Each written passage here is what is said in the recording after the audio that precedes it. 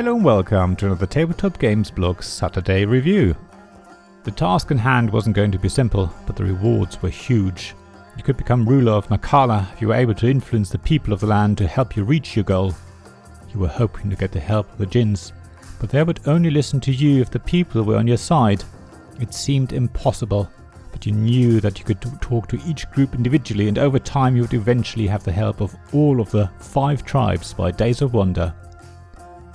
Here's another game where the theme feels stuck on, not actually particularly integral to the gameplay.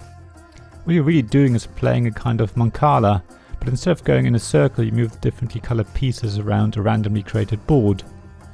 I appreciate that Naqala is too abstract for many people, but even though the theme is attractive at first and will want you to take a closer look at the game when you're at your local friendly game store, along with the gorgeous cover art, in the end the theme really doesn't help with the gameplay. You're just picking up a bunch of coloured meeples and deposit them, one by one, from square tile to square tile until you run out. The colour of the meeple you place last decides what action you can then take. So there are the viziers, elders, builders, merchants and assassins. And the elders allow you to get control of a djinn, while the assassins allow you to kill other meeples, removing them from the board and so on. All very thematic for sure, but you can never quite remember what colour is what type of meeple. Some will probably stick in your mind, red for assassins and white for elders.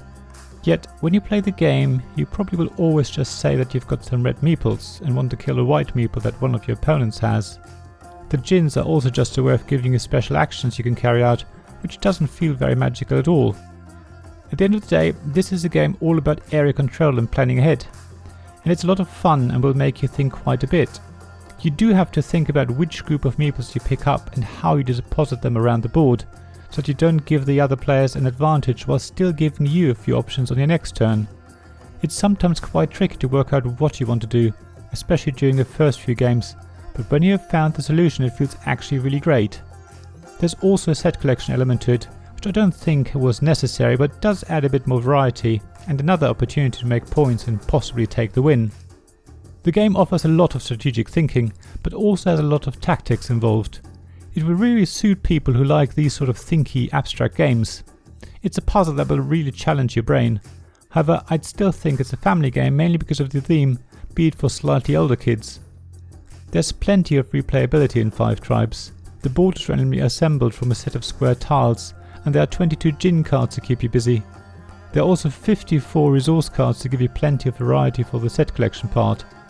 So 5 tribes is a bit of a jack of all trades, offering players a variety of things to do and focus on. The artwork is wonderful, the components are really good quality, and overall Days of Wonder have done a really good job. Thank you for listening to this Tabletop Games blog Saturday review podcast.